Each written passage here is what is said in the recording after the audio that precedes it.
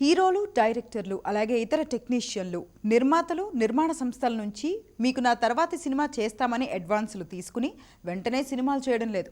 ఇది ముఖ్యంగా తెలుగు, తమిళ సినీ పరిశ్రమల్లో ఎక్కువగా జరుగుతోంది. పైగా ముందొక నిర్మాత దగ్గర అడ్వాన్స్ తీసుకుని అతనికి సినిమా చేయకుండా ఆ తర్వాత అడ్వాన్స్ ఇచ్చిన నిర్మాతకు సినిమాలు చేస్తున్న హీరోలు కూడా ఉన్నారు.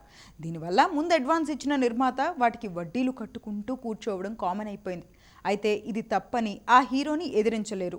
ఎందుకంటే అలా ఎదిరిస్తే ఆ హీరో లేదా దర్శకుడు మళ్ళీ ఆ నిర్మాత బ్యానర్లో సినిమా చేయడం కల్లో మాటే.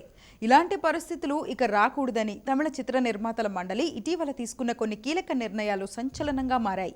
ముఖ్యంగా హీరోలు యథేచ్ఛగా తీసుకునే అడ్వాన్సులపై ఉక్కుపాదం మోపేలా, అడ్వాన్సుల సంస్కృతికి చరమగీతం పాడేలా కొన్ని నిర్ణయాలు తీసుకుంది. ముందుగా ఆగస్టు 16వ తేదీ తర్వాత కొత్త సినిమాలు షూటింగ్ మొదలు పెట్టకూడదని ప్రకటించింది. ప్రస్తుతం చిత్రీకరణలో ఉన్న సినిమాలన్నీ అక్టోబర్ 31వ తేదీలోగా పూర్తి చేయాలని ఆయా చిత్ర బృందాలకు సూచించింది. ఇక నుంచి ఎవరి దగ్గరైతే మొదట అడ్వాన్స్ తీసుకున్నారో వారి సినిమాలు పూర్తయిన తర్వాతే మరో చిత్రానికి పనిచేయాలని చెప్పింది. ఇదే సందర్భంలో హీరో ధనుష్ విషయం ప్రస్తావనలోకి వచ్చింది. ఆయనకు వివిధ చిత్ర నిర్మాణ సంస్థల నుంచి అడ్వాన్సులు వెళ్ళాయి. కానీ ఆయనకి నచ్చిన విధంగా డేట్లు కేటాయిస్తూ వెళుతున్నారు. ఇకపై ఈ విధానానికి అంగీకరించేదే లేదు. అలాగే హీరో విశాల్ మీద కూడా అలిగేషన్స్ ఉన్నాయి. తెలుగులోనూ ఇలాంటి నియమాలు రావాలనే అభిప్రాయాలు అందరిలోనూ వినిపిస్తున్నాయి.